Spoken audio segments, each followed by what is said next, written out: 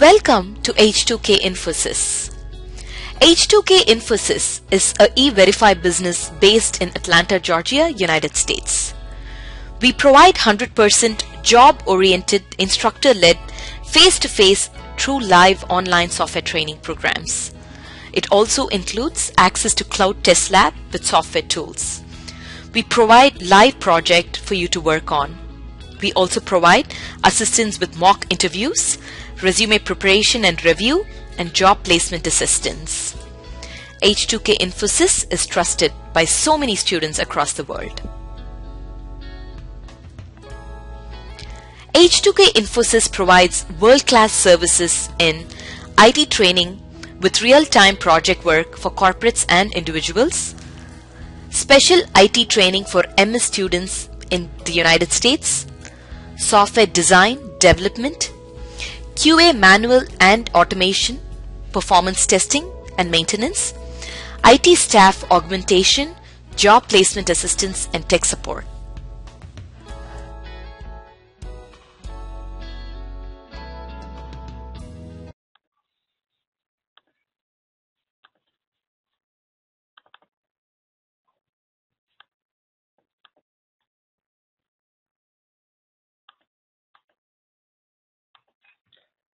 Next one is set Servlet. With respect to our JSP use bean, JSP use bean. Once you have specified any kind of bean, you can use JSP get property to retrieve the property value. You have the access to set property method as well within your JSP page. By using this, you can set the property for your bean.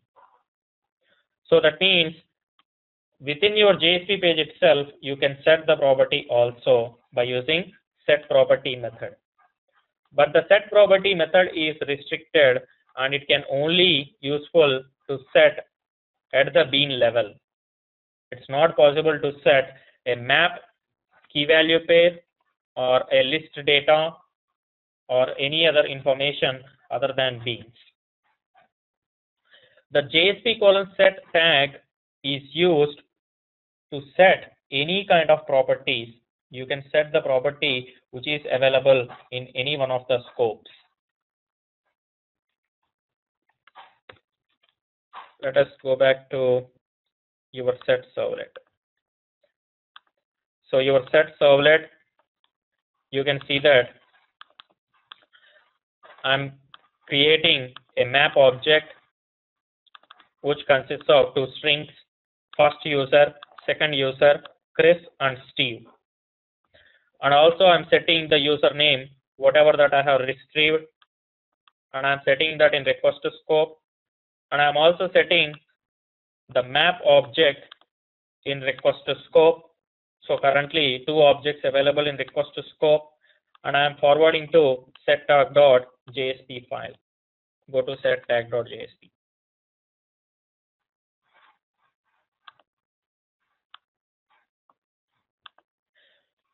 So with set tag, I have added the tag library for JSTL. So that means I have the access to use all the tags. Currently I'm trying to use the set tag.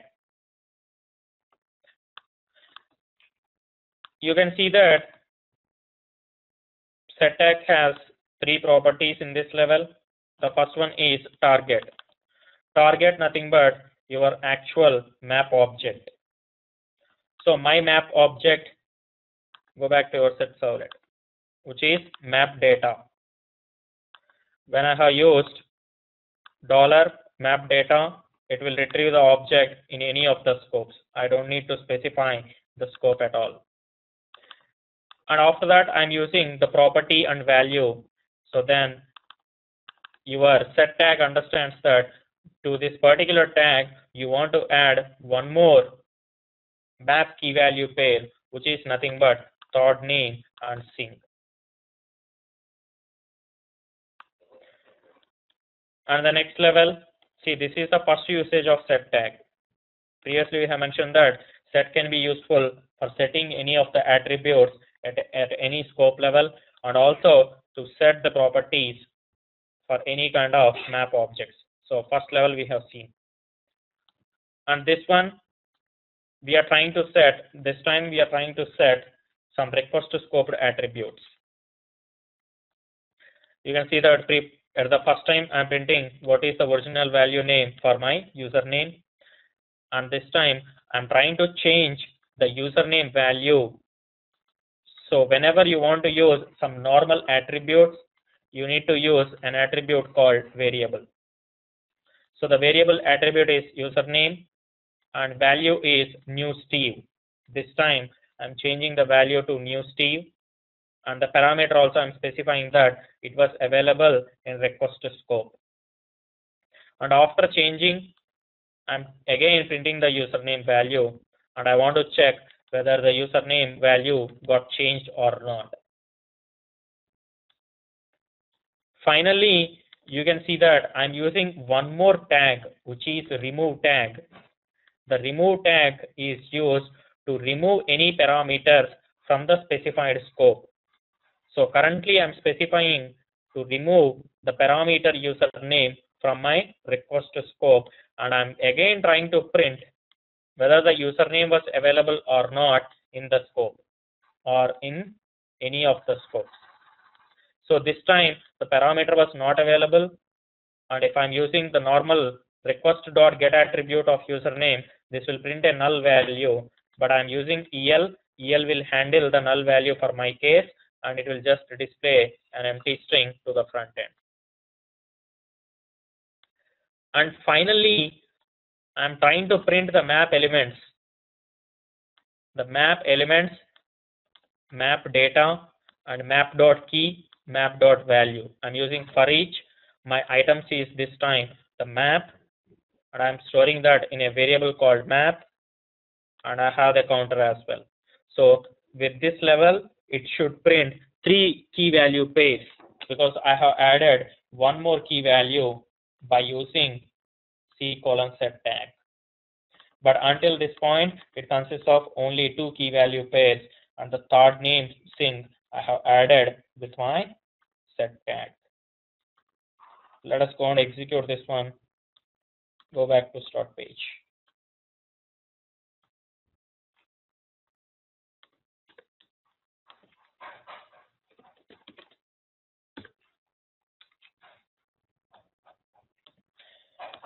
You can see that original value, which is Steve. See, here we are not printing anything, but the work has done already. Original value, username, which is Steve, and after that I'm changing the value to new Steve. Now I'm trying to print the changed value. You can see that it has printed the new Steve, and after that I have removed the attribute from request scope. Now I'm trying to print again the username. You can see that after removal checking for username, it hasn't printed anything. So the attribute got removed from the scope, but EL handles the null value. And after that, I'm trying to print the map key value pairs. For map, if you want to retrieve the key, you just need to use the key map.key, and to retrieve the corresponding value, you need to use map.value attribute. And you can see that first user, second user, third name sync. Whereas my Java file setting, it consists of only first user and second user, and third user got added, third name sync got added within my JSP page by using set tag.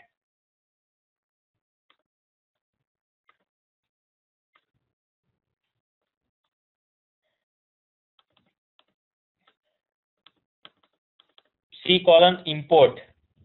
Import tag is just like your include directive, which you have used previously to include header and footer pages. So this time I have used HTML resource itself by using URL attribute, and the import will read the content from this image.html location, and you can see that it has displayed the image on right side. This is also just like your include directive.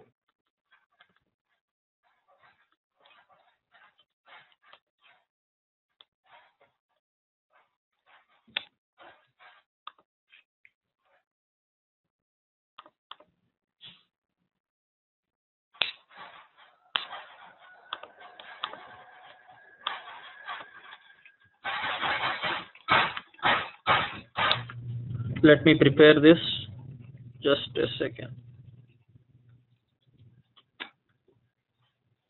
The next one is catch tag.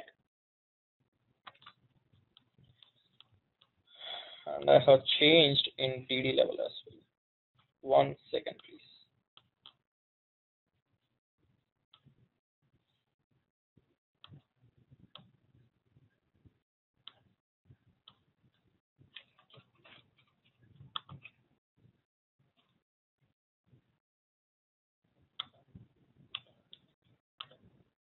Okay. See, currently I'm performing int x equal to 10 by 0. Some division operation I'm performing. I have written scriptlet, but we can easily change this to if tag or any other normal JSTL tags. This was commented. Forget about this one.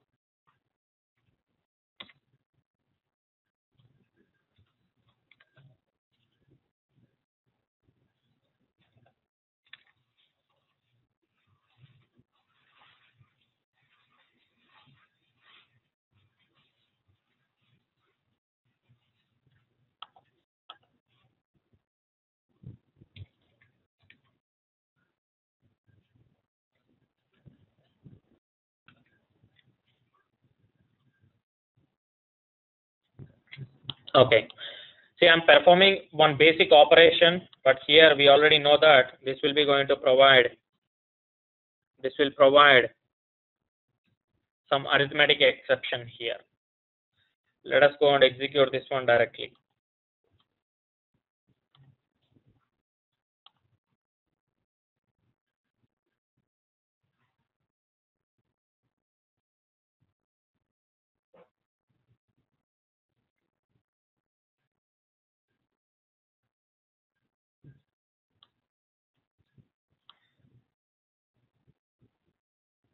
Java.lang.arithmetic exception divide by 0. Not only this case, whenever there is an exception with respect to our JSP page display. See, your JSP page was ultimately supposed to convert to a Java file, and then it was supposed to convert to a class file. So during the runtime only, you will be able to understand if at all if there are any issues or exceptions with respect to your JSP page. Because your JSP page, whatever that you have written, it will easily accept that, and during the runtime only, it will be going to fail. So that means you need to have some kind of exception handling with respect to your JSP file as well. There is one another tag with respect to your JSTL. Just a second.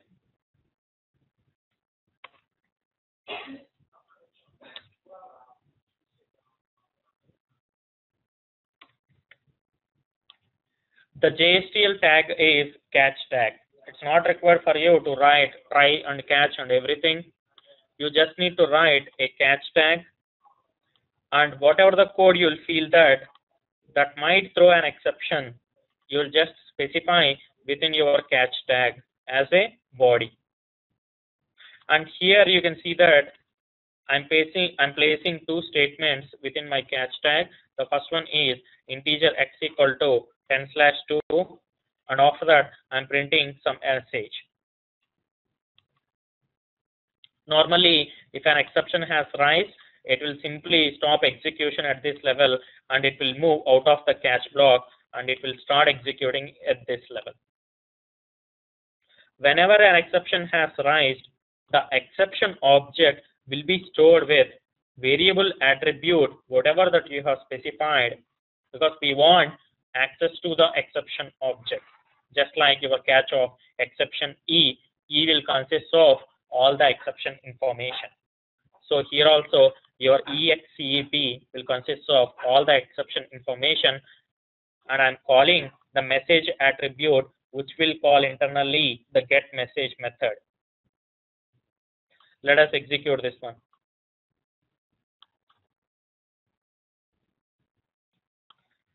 So currently you can see that after exception message and exception occurred, no information with respect to your exception occurred, and it has processed properly this statement, and it has printed after exception message as well.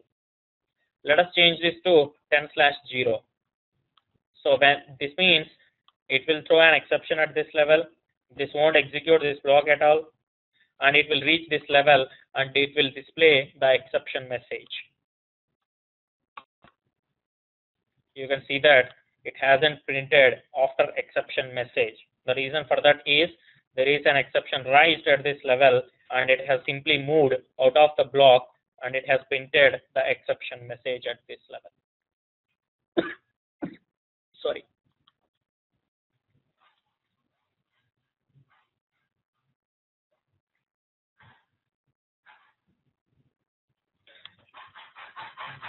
If at all, if you don't want to handle the exception at your JSP level, let us say you have 50 JSP pages and you don't want to write a separate exception code for your arithmetic exception kind of stuff.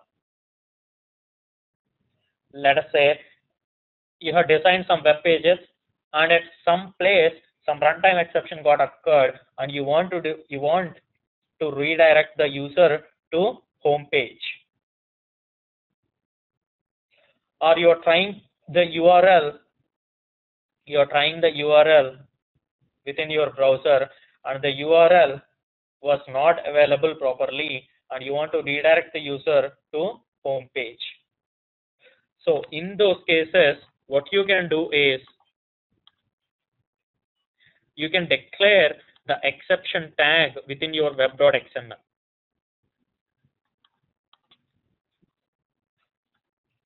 So the JSP config, there is a error page tag. Error page tag consists of certain attributes, certain elements. Exception type is the first element. You can specify what kind of exception.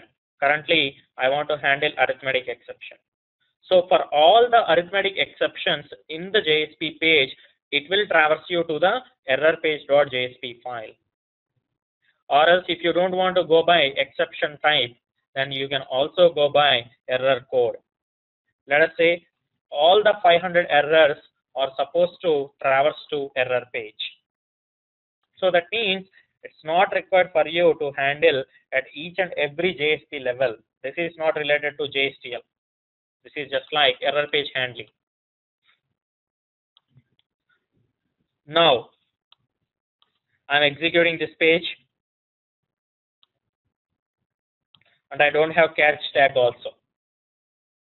So when it has performed this operation, it will send directly to the error page. What happened?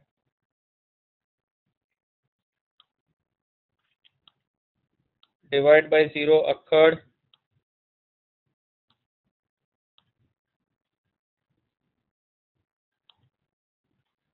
Divide by 0 forwards to error page. I have the error page here.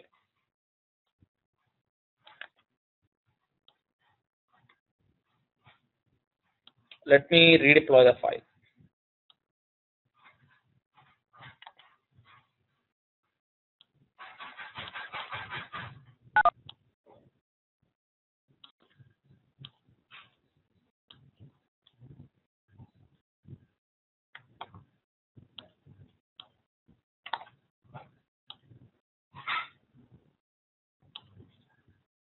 Normally, whenever an exception has occurred,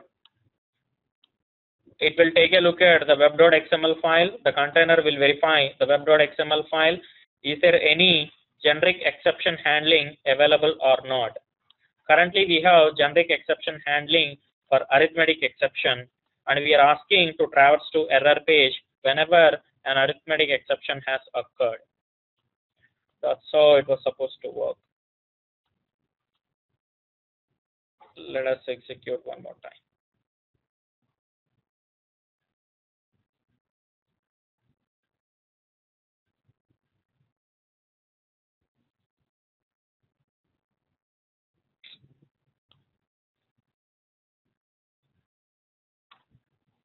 Why it is not traversing?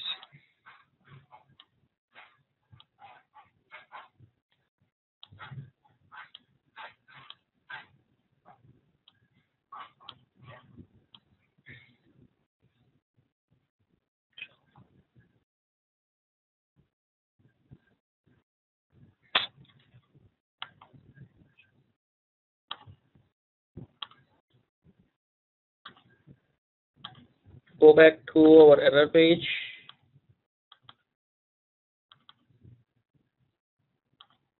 Let me check at the deployment level.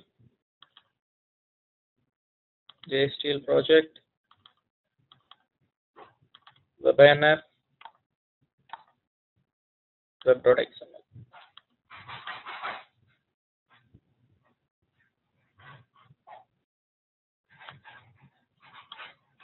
Yeah, this was fine.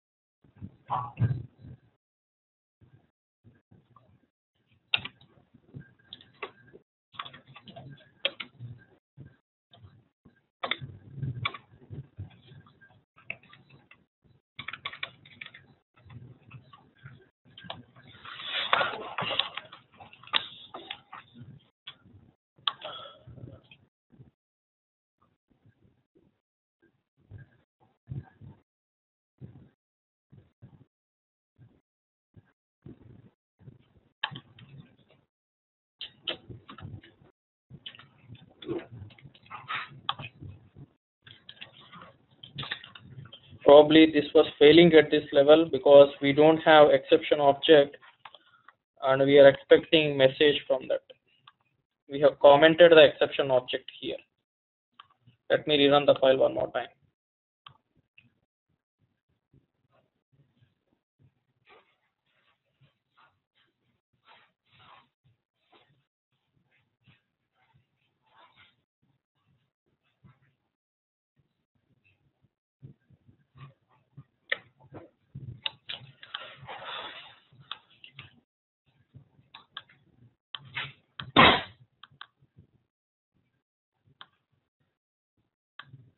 It has displayed the exception properly divided by 0,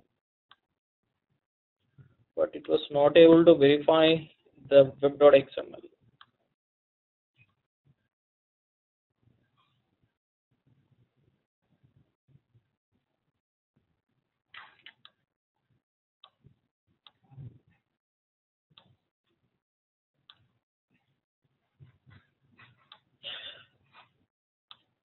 Anyway, I'll verify this scenario and I'll fix it and I'll send you guys about this issue.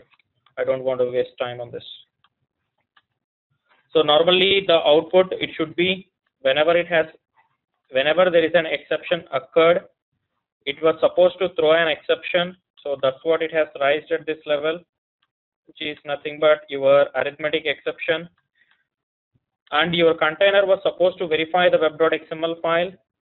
And if at all, if you are handling the arithmetic exception, here we can see that we are handling the arithmetic exception, then it was not supposed to display any kind of exception information onto the front end, and it was supposed to traverse to the location, whatever that you have specified.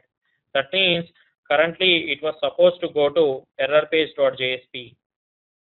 And in errorpage.jsp, you can see that I'm printing some information.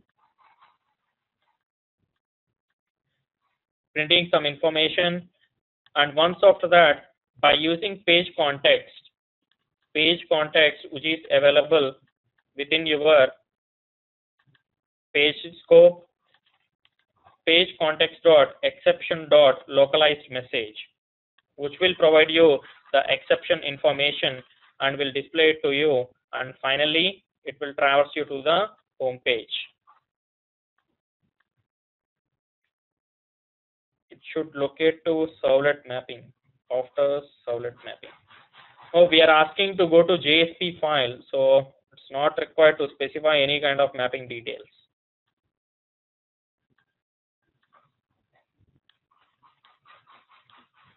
Oh, okay, anyway, I'll verify that case, how to resolve that issue, and I'll send an email for that.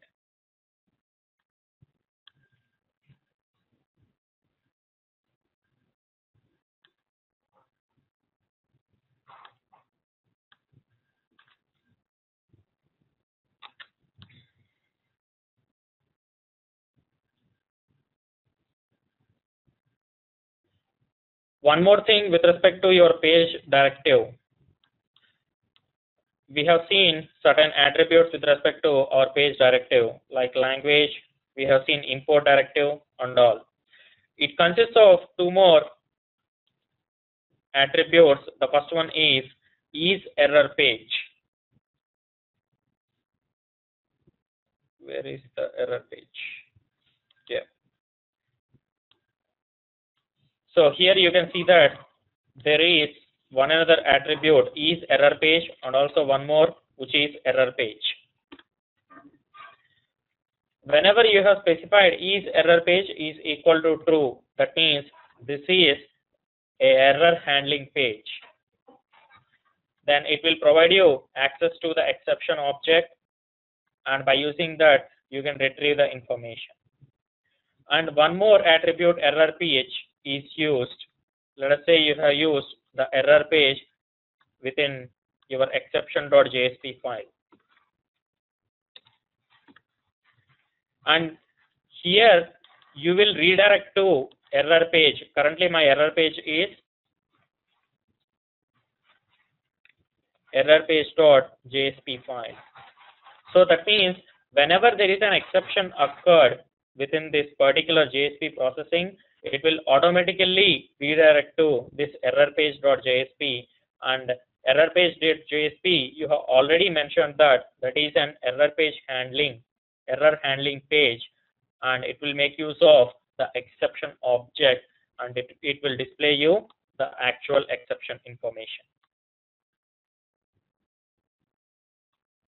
Currently it was not handling properly. I'll fix this one and I'll send it this one.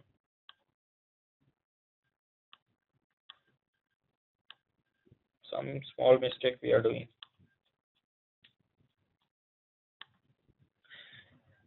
Okay. See, as of now, we have discussed about all the tags that are available from our core tag library. Let us say we want to write some custom tag. It's already 10:20 anyway. It won't take more than 5-10 minutes. So I'll cover the custom tag in tomorrow's class.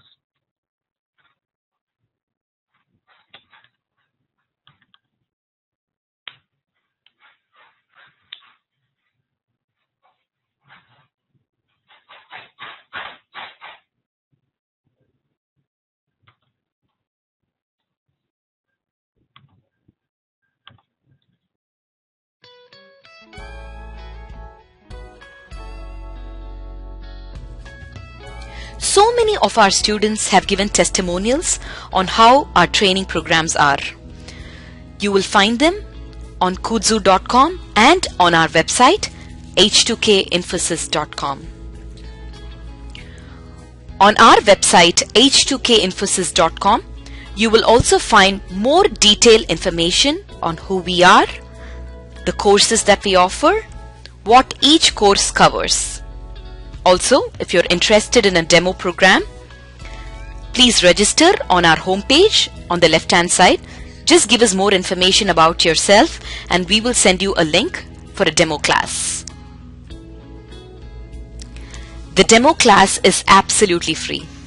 Experience our commitment by just attending an orientation workshop at no cost. Our team of faculty and advisors are here to guide you with the right information.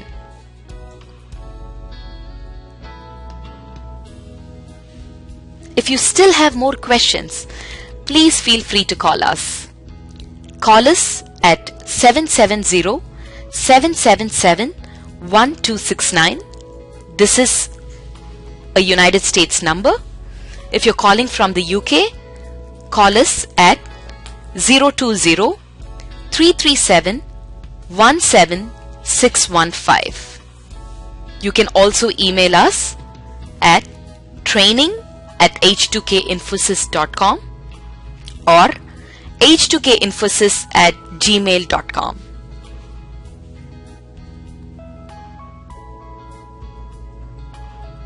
Thank you for watching our videos. We wish you a great career in information technology.